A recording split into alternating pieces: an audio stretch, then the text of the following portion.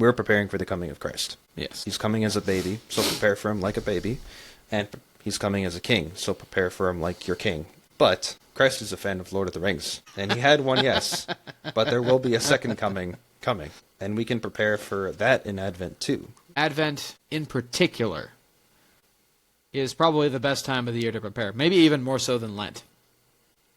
Because the preparations we take for Advent, the waiting, the pondering, the meditating on the birth of a newborn king. You know, when your king has gone to war, the people are waiting for his return. And then when he returns, there's a celebration. The word Advent means arrival. So he's going to have a second Advent, and he's going to have a second arrival. A fun topic to cover. Where is Advent in Lord of the Rings? Well, this is sort of the overall message that I take from an Advent reflection on the Lord of the Rings.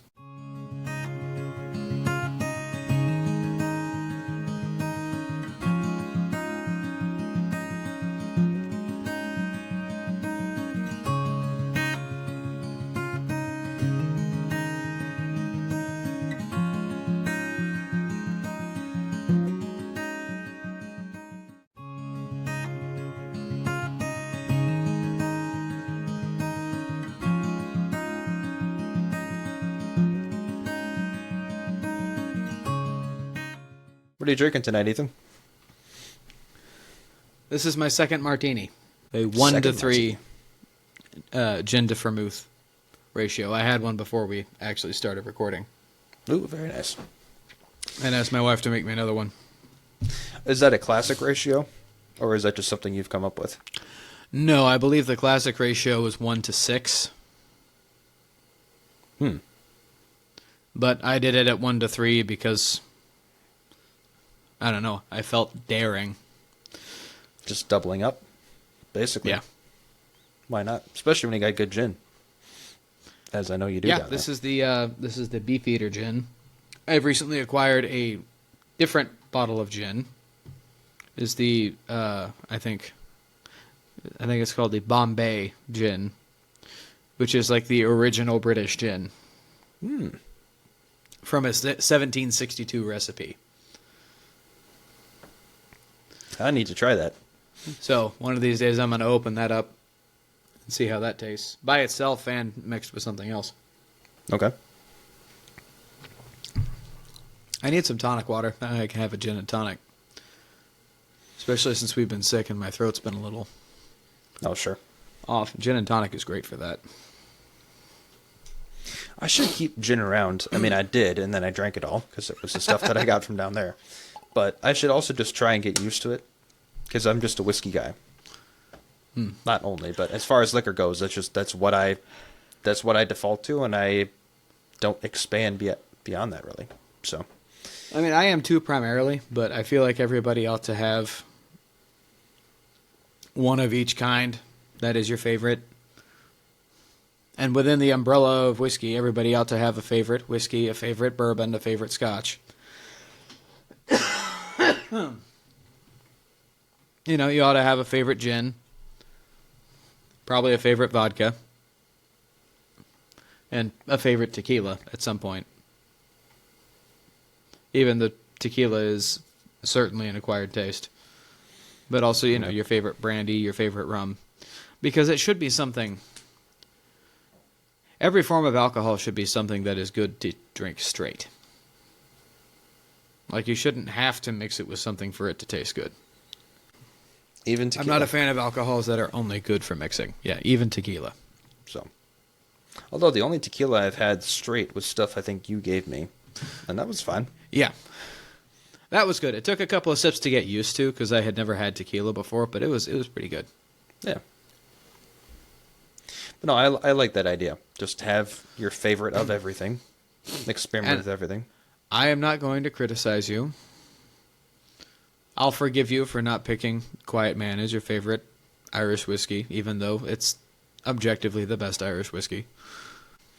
I've owned Redbreast, so there's that. I have had Redbreast before. Redbreast is excellent. I would give Redbreast a high objective score, but Quiet Man is still my favorite and will always be my favorite. Which is perfect, because that is what it should be. Yeah, That there's the is stuff what it that's should be. objectively good, and then there's the stuff that's close to your heart. Well, on the backside of that, I am drinking nothing alcoholic this evening. I'm drinking caramel apple tea. for once. I should be having tea. And now I'm basically out of it. I drank most of it before we even started recording. But, well, it's still tea. Tea is good. I don't do any loose leaf tea like I did once upon a time back in college. But every now and again I have some tea. Or I'll get on a mini run of it, kind of. Can't really complain too much with tea. Tea's fine. Yeah.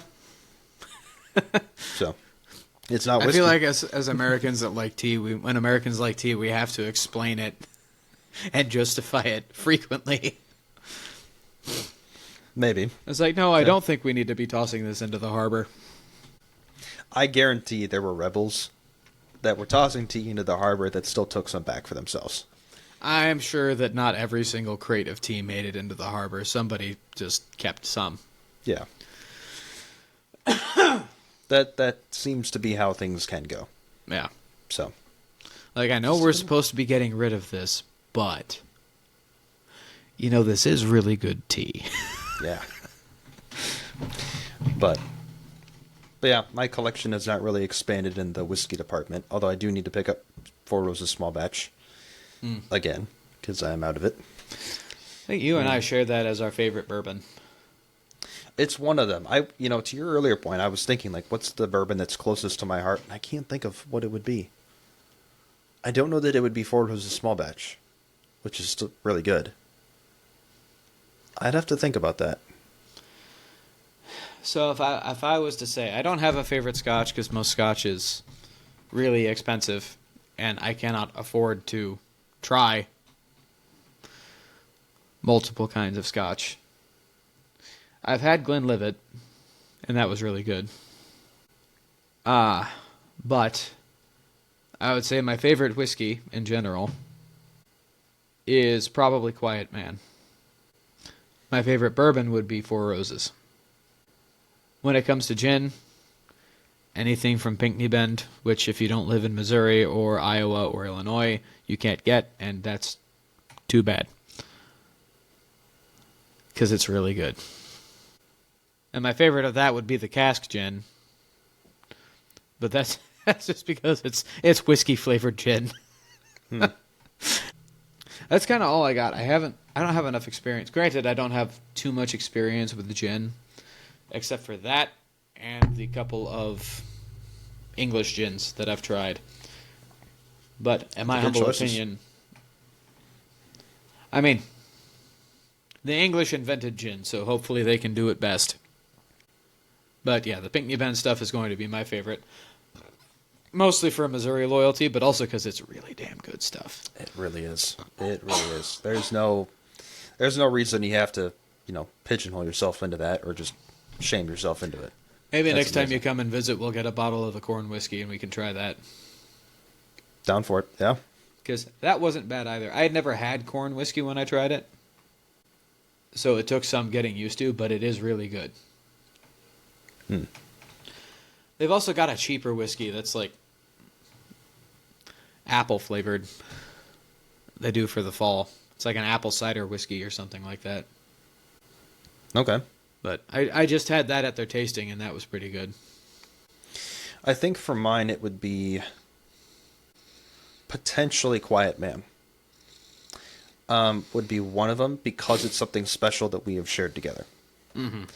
And the first one that I thought of, for what could be one of my favorite whiskeys was for this reason, and it's Bibb and Tucker, 6-year. Nice looking bottle, nice looking cork.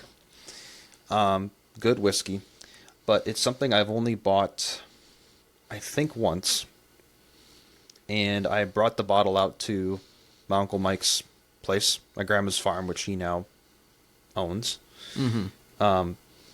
Lives there with his wife and his two daughters.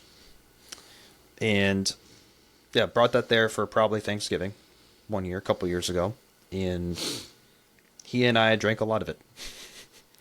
And then next year, 4th of July, Christmas, Thanksgiving, whatever parties I was out there, drank some more of it. And there's still some out there. And I've had the opportunity to buy it since. It's not a cheap bottle, but I've been tempted.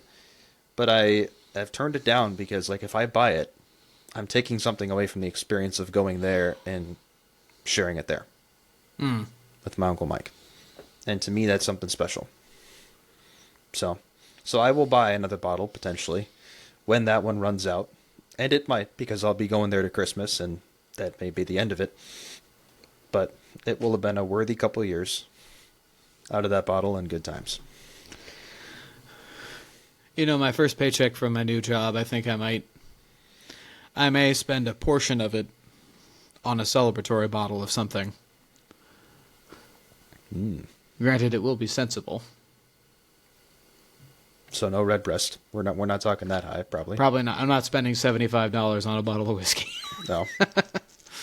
No. Only if like the bishop was coming to visit, and I knew it was his favorite. Sure. So do you have Quiet Man 8 years still? Oh no, I drank all that. So I mean that would be a worthy bottle. You're not going to gouge yourself for it. That would be good. It's like 30 something, I think. Yeah, somewhere in the 30s or 40s. Yeah, so it's not crazy. I want to say it's less than $40. At least Might where be. I'm at. I mean, yeah, because the normal one is probably high 20s, maybe, where you're at. I think. So yeah, It's like $28.50 or something like that for a regular, and then the 8-year is 37 something. I want to say it winds up being a little over 40 after taxes, but not bad at all. I don't know. Maybe I'll buy a celebratory bottle of that, or we do have a Missouri rye whiskey called Lionheart. Gorgeous bottles. I may try that too. Oh yeah, absolutely spectacular label. Yep. But when you and the fellas come down to visit, that's going to be one of the last stops on our tour. Because I can take you to the tobacconist that made these pipes and 3 of the tobaccos that I have. And the distillery where I get the best gin on earth. The cask gin. And to the Lionheart distillery, basically all on the same highway. Yeah, it's going to be a time. So that's going to be fun. I have plans, and it'll either have to be a long visit, or I'll have to leave reasons for y'all to come back. And no subscribers will be joining us. And if you this is a personal thing. If you decide to patronize us and donate us, we'll say $20,000, which would be awesome. Oh, that would be nice. We will thank you, and you're still not coming.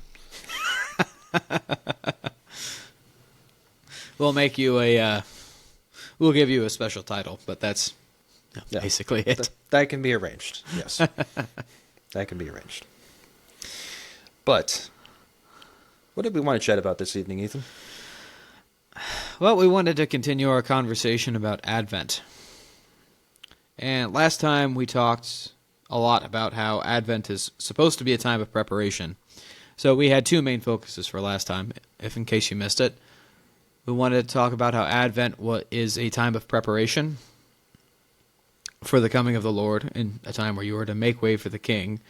So don't be putting out your Christmas decorations before the 4th Sunday of Advent. Every time I lay down the law on that in my house, my wife gives me a dirty look, but because she really likes Christmas. And so do we. So. And so do I. That's why I want to hold off on it for a little while, because I'm going to have another month and a half of it later on. But we also mentioned that for the people that don't celebrate Christmas correctly, don't spoil their fun. Don't spoil the fun for the rest of us either. Just because they don't know better, that's not their fault. So there's no use getting angry over it. Yeah. There's no use getting angry over almost anything, really. That is not a genuine injustice. And like we said the last time, putting your Christmas lights up early did not put the stripes on our Lord's back. There are worse things that have been done than people celebrating Christmas incorrectly. And the more you rant and rave and froth at the mouth, the less likely you are to convince them that you are right.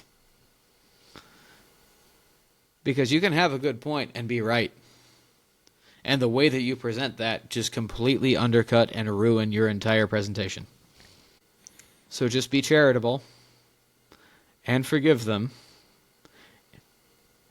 And if approached and asked why you don't decorate for Christmas, respond.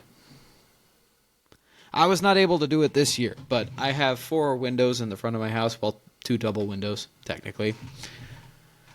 One of my hopes for this house is to put Advent lights in the windows. One for each Sunday of Advent. Ooh. Maybe getting those, those little floodlight things that you put on the floor and it projects onto the wall or something like that. Yeah. Doing something like that from inside the house that projects up on the inside of the window. Or having, I don't know, something Advent related. I would like to have that in my windows in the front of the house. Because then at that point, that is an outward projection. I've never heard of somebody all doing my that neighbors before, can see. That'd be really neat. I don't know. It was just an idea that I had, and every time I think about it, I'm like, oh, that would be awesome, and then I don't do it. But Still time.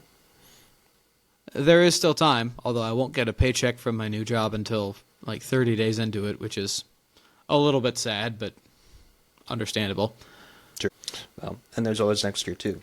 But Yes. I think that's a really good summary, I think, of what we talked about last week. So, the different themes will be discussed. But one way to sum all of that up into one theme is we're preparing for the coming of Christ. Yes. Like we talked, he's coming as a baby, so prepare for him like a baby. And he's coming as a king, so prepare for him like your king. Even us Americans who... We have a thing about kings. We do. But no, there's still an excuse for us. But it's preparing for his coming. But Christ is a fan of Lord of the Rings. And he had one, yes. But there will be a second coming. Yes. So, and we can prepare for that in Advent too. And I'll let you have the floor on that.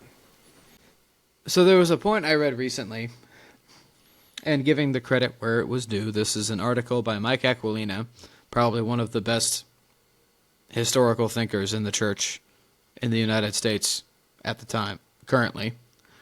That is on the Catholic Answers website about the Church Fathers and Advent.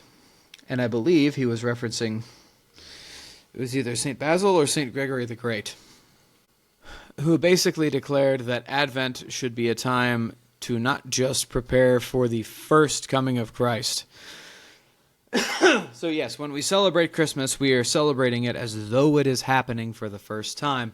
But Advent is also a fantastic opportunity to remind ourselves that Christ will come again. And to prepare ourselves for that. Yeah.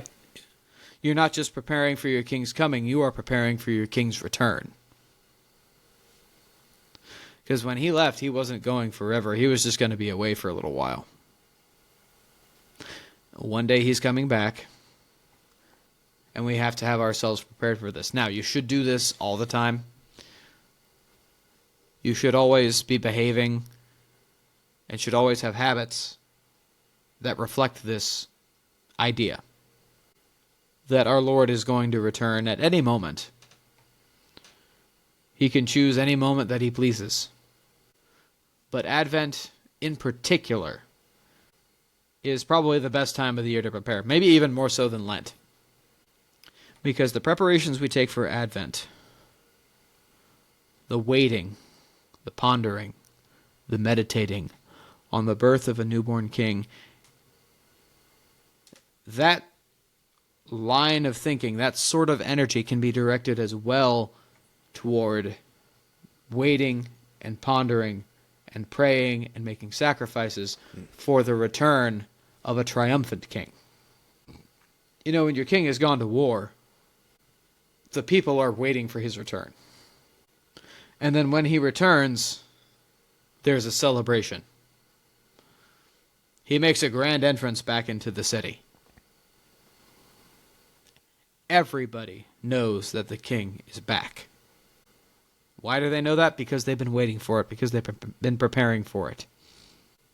So that's the other side of Advent, is preparing for our Lord's second coming. And everybody has always thought they've been in the end times. Technically, we've been in the end times. Some say since our Lord ascended, some say since the death of the last apostle. Kind of splitting hairs on that. Everybody has thought that they were living in a time when our Lord's coming was imminent. At the time when the Roman persecution of Christians was at its highest, when the Roman Empire was falling, when Christendom was shattering. I'm sure during the French Revolution there were a lot of French Catholics that thought that our Lord was coming again. Yeah. I'm sure during the First World War people thought that our Lord was coming again at any time because it was a great war. I'm sure during the Second World War people thought Hitler was the Antichrist and that the real Christ was going to come again anytime soon. That didn't happen. It didn't happen then, at least. We should not be treating it with fear. And we shouldn't necessarily be treating any of the perils of our current time, because there's a lot of people that think that, oh, our Lord is going to come in like 3 years. We shouldn't be treating it that way. Because basically our Lord's only instruction is just keep watch and be ready, because I'm coming back at some point. The word Advent means arrival. So he's going to have a second Advent, and he's going to have a second arrival. So we should be spending this time before Christmas, which celebrates his first coming, to prepare also for his second coming, as well for the celebration of his first coming. And we do that by meditating on the four last things, which are death, judgment, heaven, or hell. There are four last things, but everybody only experiences three. Everybody dies and everyone is judged. But some people go to heaven and some people go to hell. But we should be taking this time to just sit back and ponder and wonder. And I have a depiction of the four last things in my bathroom across from the toilet, because I don't have anything else to think about when I'm on the toilet. And that's a really good place to think about things. It's a memento mori, as we like to call it. Remember, you will die, and you will be judged. And that is why we live lives of virtue. This should also be a time to pray, where we ask for our Lord's mercy, and we ask for an increase in holiness. So first of all, because the celebration of Advent is 4 weeks, because of the journey from Nazareth to Bethlehem, taking about that long on back of a donkey, first we should ask St. Joseph, whose name literally means an increase. Ask him to help us in holiness. We should ask Our Lady, who cannot possibly have more holiness within her. It is impossible for Our Lady to be more holy than she is.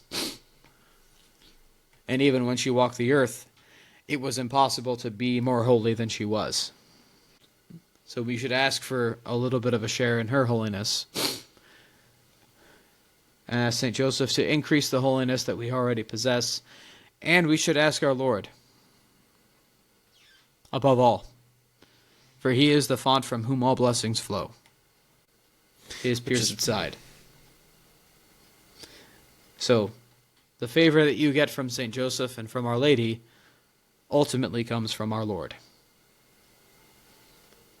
Yep. So he gives favor directly from him and through the saints. Yeah, Mary and Joseph are the highest of saints, and they are the parents of Christ, who's God, and they constitute the Holy Family. So for all sorts of reasons contained therein, what better way? What better way to ask them specifically for grace? Either asking Christ for grace or asking him for grace through Mary or through St. Joseph. You can't really go wrong with that. I mean, if you have to pick your cohort in heaven to pray for, just pick them. Like, I know the other saints are cool, but yeah, the other saints are great, and it's good. You should pray to as many saints as possible, and you should have particular devotion. That is good. yeah. But prayer to Our Lady and to Saint Joseph is almost a non-negotiable. Almost. Christ said on the cross, "Woman, behold your son." And she wasn't just saying, "Behold, St. John is now your son." She's saying all of us are her sons. Which means all of us are also St. Joseph's sons. Yeah. And daughters. So, just go to them. One of the great things I've done in life is being consecrated to both. And thank you, Ethan, for helping me with the consecration to St. Joseph, because it wouldn't have happened without you. And just go pick up those books and do those consecrations. Or you don't have to do them. Fine. Just read them. And even if you're not Catholic, even if you believe 10% of what you read in there, if you can get your head around the idea of, you know what, there are good people in heaven, there are holy people in heaven, I can ask them for favors because they're friends of our Lord. If you can accept that, there's no reason not to go to them. Yeah, if you can ask holy people on earth for favors and for prayers, why can't you ask holy people in heaven for prayers and for favors? Exactly. And that doesn't require accepting everything about Mary. And she was our Lord's mother. Ask for help. She's a good mom. She's better than your mom. Yeah. I'll put money on that. Just ask her for help. Ask St. Joseph for help. Yes. One of, if not the holiest mere man to walk the face of this earth. No, I would say St. Joseph is the holiest mere man to walk the face of the earth, because he knew our Lord before anybody else did. He watched the God of the universe become a man, and raised the God of the universe, and helped the God of the universe become a man. Pretty darn cool. Yeah. Yeah. And I'm just going to echo something you've said in the past, not on this podcast, but I mean, when you're living in that close proximity to our Lord, the grace is going to rub off on you. Yeah, how could it not? How could it not? But go to him. Like, go to St. Joseph, go to Mary, even go think to of the apostles. They only had 3 years of pretty much constant exposure to our Lord. Yeah. Didn't have 30. At most. Yeah, St. Joseph had 10 times that. From the time he was first conceived in Mary's womb. That is just astounding to me. Of living just a plain old ordinary life. Just being a carpenter. Making chairs, helping people frame houses. And your son is God. Your son created you. Just put yourself in St. Joseph's shoes for a little while, and you will not be able to stay there long, because you won't be able to take it. Yeah. They're perfect people, too. They knew how to raise Christ, and they knew how to prepare for Christ. Which is what this episode, which is what this season is all about. It is preparing for Christ. Kind of that simple. We talked last time about, beyond that, okay, how does that work? Well, again, it's worth reiterating. Fasting and giving alms. Offering sacrifices. Doing the things that we would not normally do in Advent. We, as in, normally there's secular we, or a secular Christian we, that I can so easily fall into being. Because if I don't think about it, how am I going to be different? Right. When this episode gets released, you're still going to have a week, folks. Yeah. You still got a week to Christmas Eve. There's still time to offer sacrifices and even put in a little bit of effort, like we've talked about before. better late than never is an accurate statement. Yep. And to the theme of this podcast, you can do it not just with Christmas in mind, but also with our Lord's second coming in mind. You know, whether that comes tomorrow or thousands of years from now, doesn't matter. We were told you're not going to know the day or the hour. So, if you're talking about, predictions of when it's going to happen, that's the only one you're going to need. You're not going to know. All right. Life's an adventure. This is an adventure. Got to get ready. How do I get ready? Well, watch less YouTube. Watch less Fire in the Hearth videos. Yeah. That's why our episodes of our Advent are going to be shorter, so you can... Sure, we're trying to help you out. We're helping you out. Yes, finish this, but we're trying to make it shorter so you can not watch so much YouTube and go pray during Advent. Yep. And make sacrifices, and make time to and make reminders for yourself just to be more virtuous, to be more patient with your children and your wife, and with your coworkers, and with, the 10,000th person that called you asking for help at work. If you're like me, at least. I don't need to deal with... No, but I should deal with you. And I should deal with you charitably, because you're a son and daughter of God just as much as I am. Yeah. Just start to let him in all of these ways. Are you going to suck at it? Yeah. Just try. And has that been said to death by us and by so many other people? Yeah. But you and I are very good at forgetting. So, if I sound like a broken record, that's all right. I am broken. I can keep working on this. And if you have a hard time letting our Lord in, then maybe you need to make some room. Which is what these things do. Make way for the King. Like we've said. A fun topic to cover, because not only are we Catholics, but we're also Lord of the Rings fans. And because we have time to fill. Where is Advent in Lord of the Rings? It's not in Lord of the Rings. Ironically, Yule is actually celebrated in The Hobbit, although we're not going to get too deep into that or why. We won't get into that. We might talk about that next time when we maybe do the episode that is released on Christmas Eve. But maybe. And Tolkien's not trying to write allegory. He hated allegory. He's not trying to do something like the Chronicles of Narnia, where the lion clearly is Aslan, and this is clearly, Christ's death and resurrection is the Lion, the Witch, and the Wardrobe. Yay! Yes. It's a parable. That is not what Lord of the Rings is. No. Yet, Lord of the Rings is an epic, and it is a myth. Yeah. But we can draw parallels, and we can draw messages that come from this myth. And a lot of them, I can attest to this, a lot of them the author does not see until after the story is written. Yeah. If you write it with the right base, In other words, if you write it as a Catholic myth, not because you were trying to write a Catholic myth, but because you were trying to write a great myth and you were Catholic. It's just gonna happen. Yeah. It's not committing the fallacy of putting the moral of the story before the actual story itself. Yeah. Or putting the message of the story first, or whatever. So where do we see this in Lord of the Rings? Well, the thing that we need to be remembering, this is sort of the overall message that I take from Advent, from an Advent reflection on the Lord of the Rings. Christmas, as a day, is not an end of a season.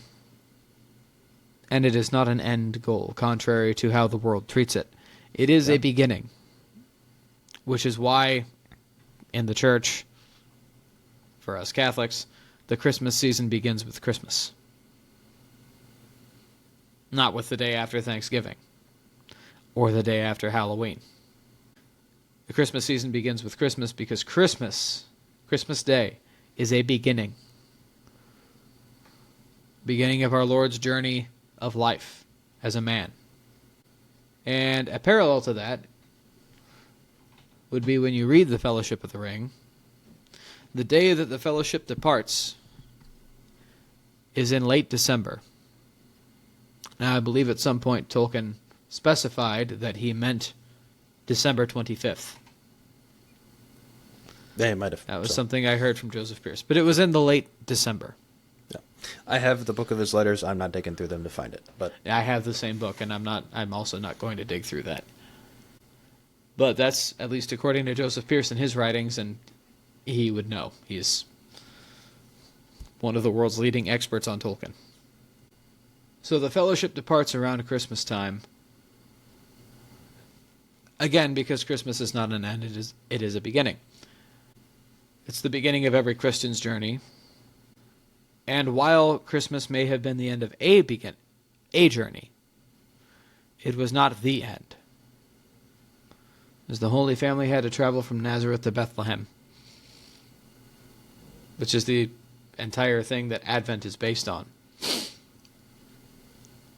So their journey from Nazareth to Bethlehem ended.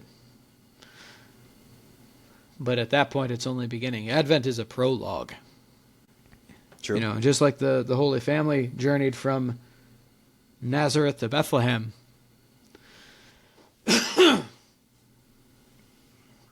You know, you read the Fellowship. The Hobbits had to journey from the Shire to Rivendell. And yes, that journey may have been over because originally Frodo's only task was to bring the ring to Rivendell. But then at the Council of Elrond, everything changes. The ring is brought to Rivendell, and now there is another quest to be done. And that is sort of where the Advent at Rivendell begins. Yeah. Is that there are preparations being made because the council is over, the council is through, and if you have read the books, it's like 2 months between the time that the council is ended and the Fellowship actually is selected and departs. Not But quite everybody's the movie timeline. Yeah, not quite the movie timeline. I like the way the movie did it, but Tolkien had reasons for doing it his own way. Mm-hmm. And it's not made clear what everybody is doing, but we can also draw lessons from what we know is being done. So as for what is doing, I'll let Dominic explain that. Sure. There's a number of different things going on. The first priority that they have is to figure out, okay, where did the Nazgul go? We know that we defeated them at the Fords of Bruinen. We also know that's not how you actually defeat a Nazgul. So they're still alive somewhere, and we got to figure out where. And there's still going to be one in the ring. And the enemy knows where the ring is. Like, he knows it's in Rivendell. Now, we have our plan for what we're going to do, and we don't think that he's going to watch that road, but we need to figure out where the Nazgul are. And so in all directions go scouts. And most of them are just, elves from Rivendell. But in one of the parties, actually, Elrond's own sons go, and Aragorn goes with them. So we know what he's doing. And, yeah, that is their part of preparedness for this quest. And it takes a long time. It takes a couple months. But they let that play out, even though it means they're going to leave in winter. Because, well, the preparedness is important. So, what does that mean for our own lives? It means reconnoiter your soul. Take stock of your soul. In the midst of this effort to grow in virtue and, live a good life like we try and do, live a holy life, pay attention to your weaknesses and work with the Lord to heal them. Kind of sounds obvious. But like I said earlier, it's okay that we need all these reminders. And it's okay thus that we keep giving ourselves these reminders. They went to great lengths to reconnoiter the way and prepare the way, and so should we, with prayer, with fasting, with almsgiving, with penances, and with all sorts of things. But that's not the only thing they did. No, Gandalf and Elrond don't go on these scouting parties, but they're doing important things too. What are they doing? There's a bit of headcanon here, but I presume that they're talking And I presume that they're contemplating. Gandalf and Elrond are two of the figures that seem to most consistently know the mind of Eru Ilúvatar. Not perfectly, but yes, they do a pretty darn good job. They're very good at making educated guesses. Yeah. Being probably two of the only people in Middle-earth who have actually met Eru Ilúvatar. Elrond hasn't, but Gandalf has. But there is a sense of his voice and his will that they seem to have, which is why they are, well, it's one of the reasons why they might have the title the Wise. It's not only bestowed to them, but I won't get too far down that particular Tolkien rabbit hole. Anyway, that'll be for another time. So they are talking and they are contemplating, even if part of this is headcanon, because they have to be doing something for a couple months. And well, what would they be doing in Rivendell? So we should be doing the same things. It's not just about doing the great acts of fasting and almsgiving. Of fasting and almsgiving and sacrifices and, trying to be more patient with the kids and other stuff. It's trying to grow. It's trying to contemplate our Lord. So to pray. But to think of him, to study him, to read the scriptures, to try and listen to his voice and not just rattle off, as I am apt to do, just all of the things that I need help with. Mm-hmm. This life is a relationship with God. Not a mere worship of him, although worship is extraordinarily important. Yes. And kind of the entire point, but the way that you do that is through a relationship and through the practices of worship. Mm-hmm. So take time for the relationship. Take time to get to know God. And then thirdly, what are the hobbits doing? Well, depends on which hobbits you're talking about. Merry and Pippin are off and about. That's really all the Tolkien says. They're off and about doing their own thing. They're being Merry and Pippin. Yeah, they're being Merry and Pippin, which is good.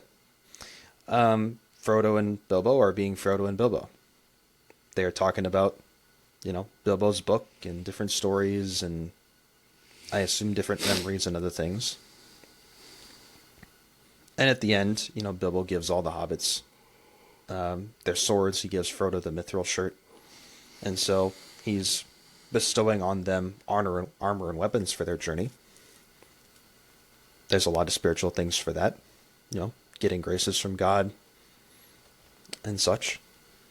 But there's also just the time that they are just being, I guess. They're sitting and they're telling stories. Yep. And they're listening. Like you put it profoundly with Merry and Pippin. What were they doing? They were being Merry and Pippin. What were Frodo and Bilbo doing? They were being Frodo and Bilbo. Sam, I don't think Sam's mentioned quite as much there, interestingly enough. But he would have been doing whatever Sam would have been doing.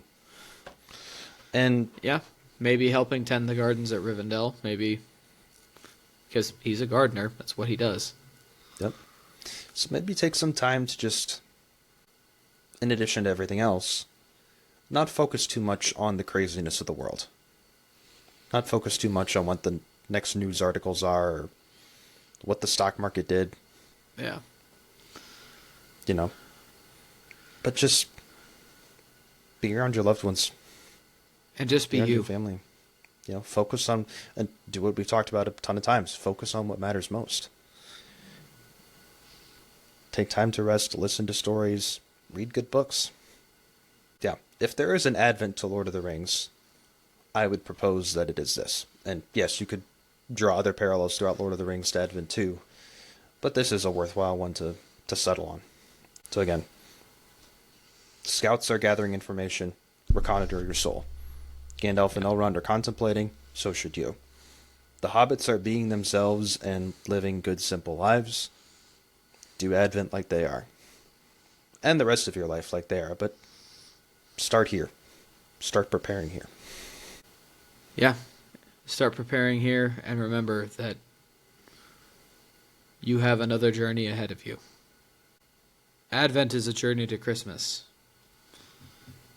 But Christmas is a journey to the cross. And ultimately, the resurrection. And ultimately, to heaven. That's a great point to bring up, because one of the problems that people might see with the Advent comparison to this part of Lord of the Rings is you're comparing Christmas to setting out on the quest. And it's a cold, dreary day in December, and nobody's excited about setting out on the quest. So why would you... Like, how does that work? It's not meant to work perfectly. Don't overthink it. Yes.